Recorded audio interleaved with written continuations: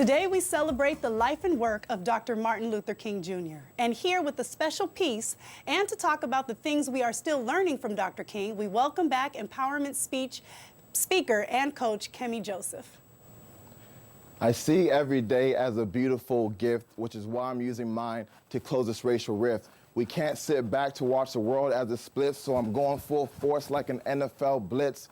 I'm thankful for my rights and my freedom of expression. That's why I'm using mine to leave a positive impression. We gotta end the hatred, bloodshed, and oppression. It's a long road ahead, but stopping's out of the question. Science even proves that we all come from the same place, so we gotta stop the fighting and unite the human race. For all those starving, find food for their plates, and all those hurt and pain, let's alleviate. Compassion, it bursts from my heart like a geyser, and I'ma give it all prior to my expire. Yes, my skin is brown, it matches my attire, and it's permanent like stripes on a tiger. It might make me a target, but I'm invulnerable because love is eternal. Put that up in your skull. And yes, I'm gonna love you whether you're a friend or foe, because spreading love brings peace, and peace is wonderful. And that's why we gotta give it everything we got today and every day moving forward, America. Thank you. Yes! Oh my goodness! Kemy, that was awesome! Yeah, I'm really excited to be able to share that. Thank you, especially in honor of Dr. King. Oh my gosh, I'm in awe because everything you said touched on so many of the principles that Dr. King taught, not just us, but everybody, Everyone. and it lives on. Absolutely. It absolutely lives on. And so today, we talked already a little bit about how today people tend to say, oh, I have a holiday, it's a day off. It's a day off now. But no, we know better. It's actually a day on. It's a day on, yeah. And talk to us a little bit about that. I think it's a day to reflect on progress, because there has been progress, right? We're sitting here. We're living proof, my brother, we're living proof. There has been progress, Yes. and at the same time, there's been this backwards movement, and we're seeing that with some of the election and some of the stuff coming out in the media. So we know that we're in this place, and now it's thinking about as a benchmark of how to move forward. So this kind of can be like a new year, right? Like, how do we look at ways that things we can do to take action and move forward? Absolutely. So you talk a lot about being a social justice ally. Yeah.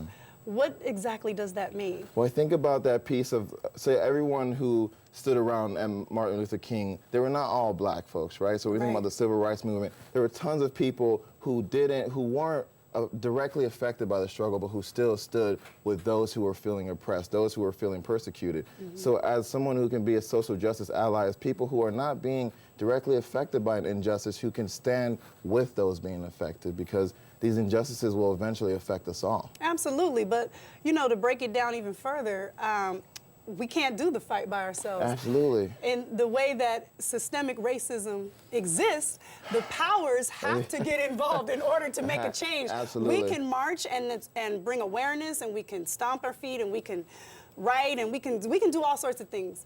But at the end of the day, if we don't have those allies who are in positions of power to actually make a change, then we're not going to be able to move that needle. Absolutely, and knowing that we all have privilege. You know, even you and I, again, are sitting here in a place of privilege, so how do we use our privilege to continue supporting and moving things forward, and not just being complacent? Like, how do we use our privilege to, especially say the Women's March is coming up, right? There's a lot of men who may say, that's not my problem, but it is, right? So we still have an opportunity to be allies in that situation, as much as women have opportunity to be allies on the opposite way. So do you think that we have to agree in order to come together? No. Like on everything, or just basic, simple principles? I think what we're all looking for is equality, right? And then the unfortunate thing is these small disagreements lead this group to say, I need this, and then this group needs this, and now we're going to fight for the same resources. But if we all agree that what we're looking for is a better standard of living, a better standard of being, of interacting, of being human, then we see that that's the foundation that allows us to rise. So I'm really thinking a lot like King of how do we bring multiple groups together in order to figure out what is the foundation that allows us to all rise up and all feel valued as human beings. So let's talk real quick about privilege, because you brought up privilege. Now, who wants to be in a position of privilege and give up that? Nobody wants to give up the good stuff. That's what's interesting is like that. But we just, you just saw about the segment about these different charities sharing, like, and sharing millions of dollars to help the homeless. It's looking at how do we inspire people to share, right? We don't want to feel like something's taken away from us. Right. But if we can look at being an ally, that's us helping. That's us sharing. The U.S. is an ally to many countries. We share with an open heart, and that's what we're looking at inspiring. How do we inspire people to give versus having us have to take it? Because that leads to more fractures and more friction. No, it's true. But the interesting thing about it is somehow we've come up learning that, you know, I'm going to get mine, you need to get yours. But people don't understand, and I think what has to happen is we have to have some sort of, I don't know if we have to instill it in the schools or what, where does it begin besides the home, to like get that understanding that if I do well, you do well. Absolutely. I don't have to know you, right? Yep. But if I'm doing well, then hopefully you'll do well. And if I'm not doing well, then I'm not, if you're not doing well, then I'm not doing well Absolutely. either. It's a collective.